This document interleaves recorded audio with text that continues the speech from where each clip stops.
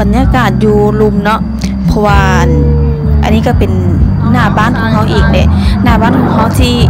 เวลาแนมเห็นมันจีเวลาแนมเบิ่งมันสิเห็นอยู่สิเห็นบั้งไฟเลยเนาะเพราะว่าเขาก็เนื่องจากว่าเฮือนเขาก็แขกหลายเนาะตอนนี้ว่าแขกเขาก็เบิดแล้วเขาก็เลยว่าสิพากันขึ้นไปเบิ่ง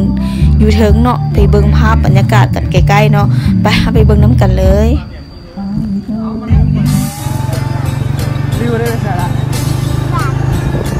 ตอนนี้เขากำลังสิไป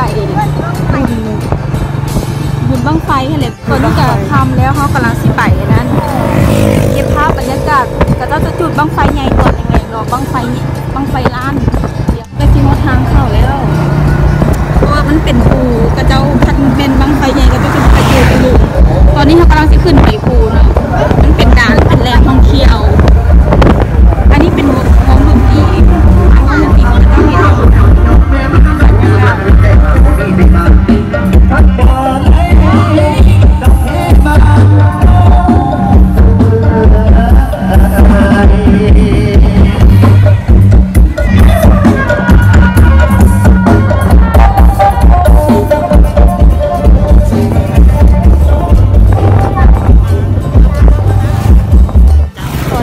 ทางเข้าแล้วนะทุกคน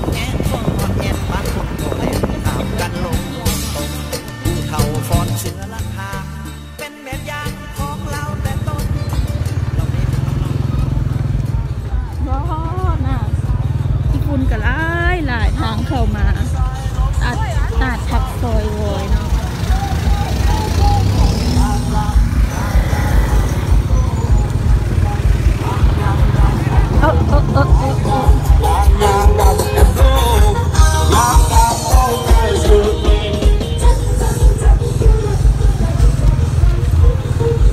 เห็นบังไฟบนคนมันหลายแห่ง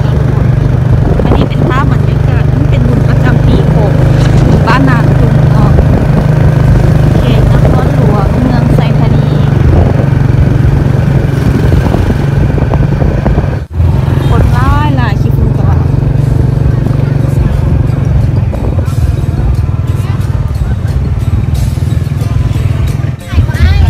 มีแล้ว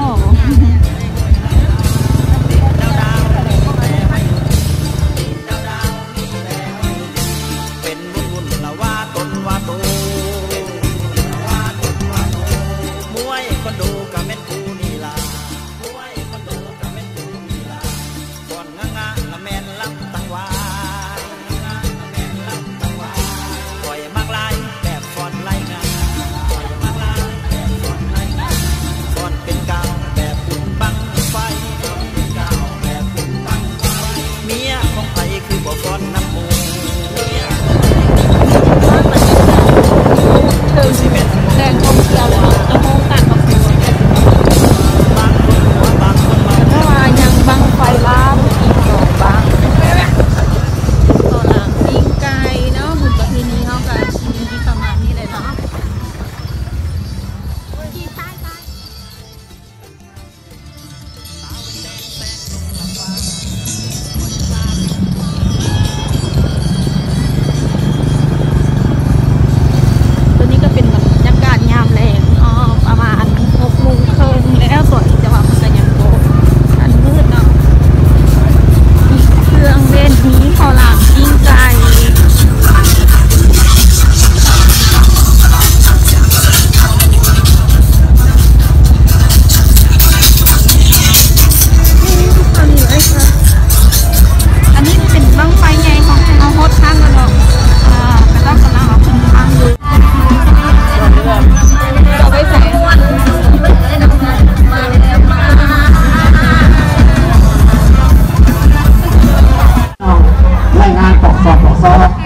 สถานที่เนาะ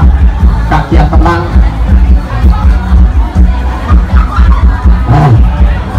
ให้เราเข้ากันเนาะเข้าควบคุมทางบังไฟอะไรจะไงทางเราปล่อยได้ป่ะ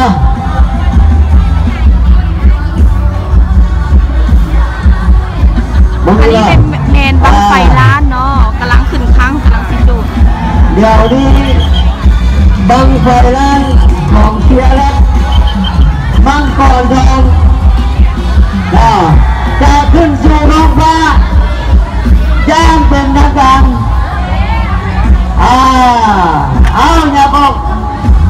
นี้เขาก็สิได้ถอยยับบอกเพราะว่ากระเจ้าจุดแล้วอันตรายเนาะ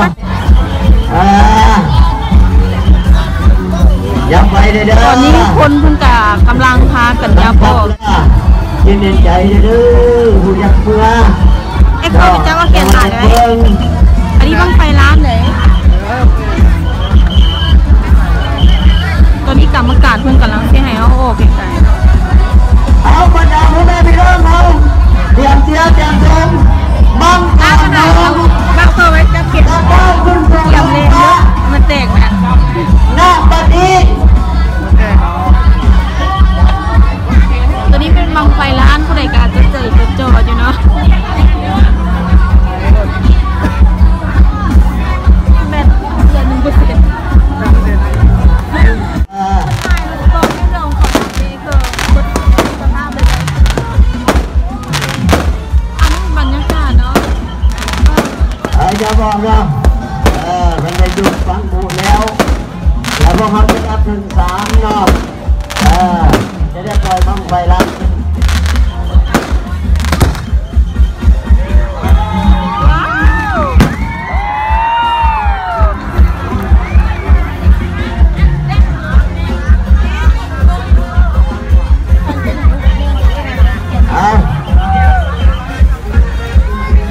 อย่าบอกนะพอเราจะปล่อยเลยเด้อ